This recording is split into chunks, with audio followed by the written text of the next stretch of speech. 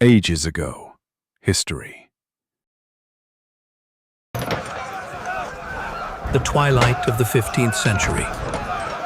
Europe was in search of new trade routes and unknown lands beyond the seas. Maps were incomplete, ideas uncertain. But one man, with conviction and determination, was about to change everything. Cristofer Columbus, a Genoese sailor. Columbus was fascinated by geography, mathematics, and cartography. At the time, the known route to the east, to India and China, was to sail around Africa. But Columbus believed in a different path, reaching the east by sailing west. He knew the earth was round, but he was gravely mistaken about its size. Columbus first took his idea to the Portuguese crown. They rejected him. Your Majesties, Then he turned to Spain. For 6 long years, he tried to convince Queen Isabella and King Ferdinand. Finally, in 1492, right after the fall of Granada, the royal court agreed to support his voyage. This was not merely a journey of discovery, it was the beginning of an imperial project. Columbus was given 3 ships, the Santa Maria, the Pinta, and the Niña. The crew consisted mostly of ordinary seamen, some of whom were pardoned criminals. They had no idea what lay ahead. The maps were blank, the routes uncharted. Yet, on the morning of August 3rd, 1492, the fleet departed from the port of Palos de la Frontera, Spain. Venga! ¡Izad la vela! Fuerte!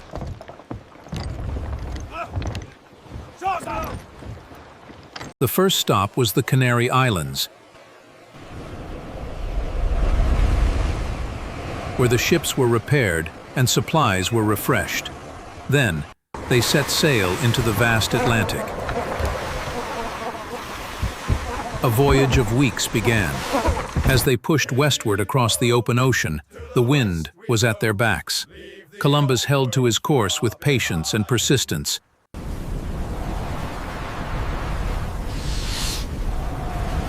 But as days passed, difficulties began to arise.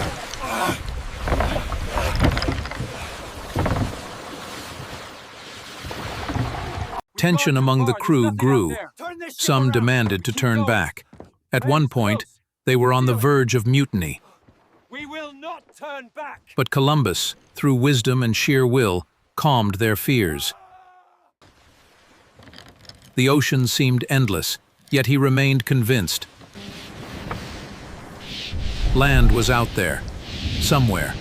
And finally, on the morning of October 12th, 1492, a lookout on the Pinta cried out. Land in sight! The crew erupted in joy. Finally made it!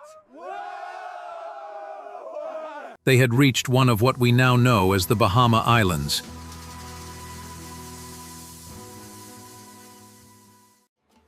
Columbus named it San Salvador. Columbus and his men stepped onto the beach with heavy, uncertain steps. Land ahoy! Ready the longboats! Before them lay a world no European had ever seen. Lush forests, turquoise seas, exotic birds, and native people adorned with golden ornaments.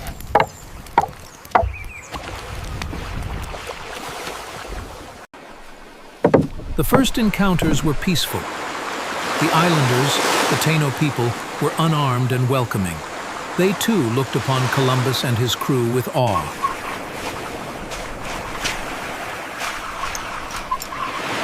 These strangers had white skin, no beards, and wore shining metal armor.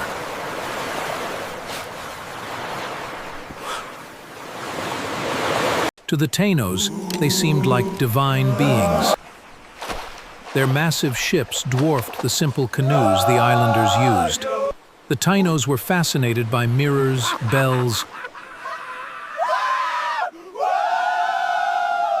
colorful glass beads, and fabrics brought by the Europeans. But Columbus had his eyes on something else entirely: gold.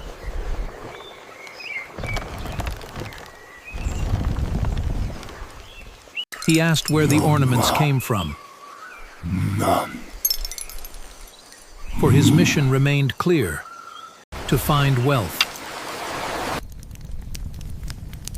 He described the Tainos as gentle, obedient, and easily guided. In that moment, Columbus ceased being just a navigator. He began to think like a conqueror.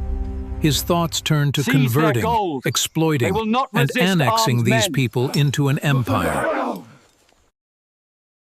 For the Tainos, the experience was surreal. The Europeans' firearms, steel swords, and clothing were beyond anything they could have imagined. One of the most astonishing things was the sound and power of their weapons. The Tainos, who fought with spears and stone tools, had never seen or heard gunpowder before. Columbus and his men could write, use paper, and even tell time with clocks. These were wonders to the islanders.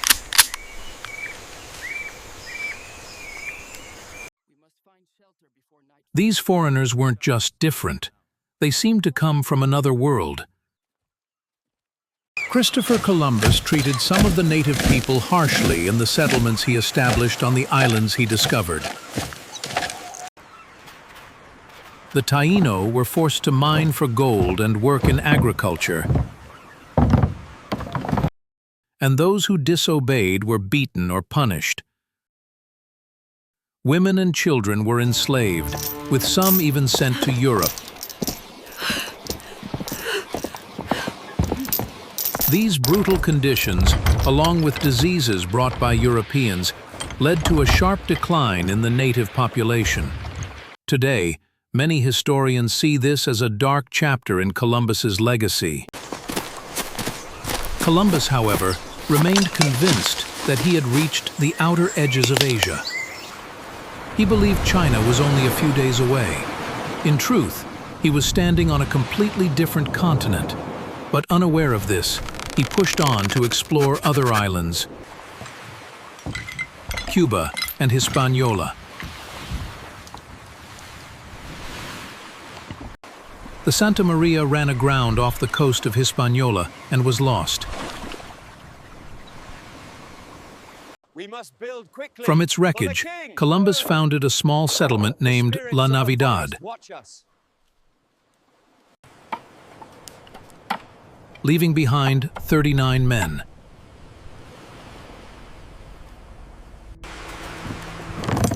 He then set sail back to Spain aboard the Niña and Pinta.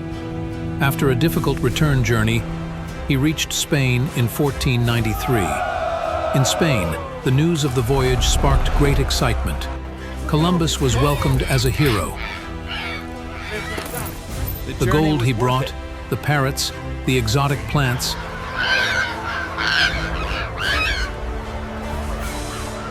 and a few native people dazzled the royal court.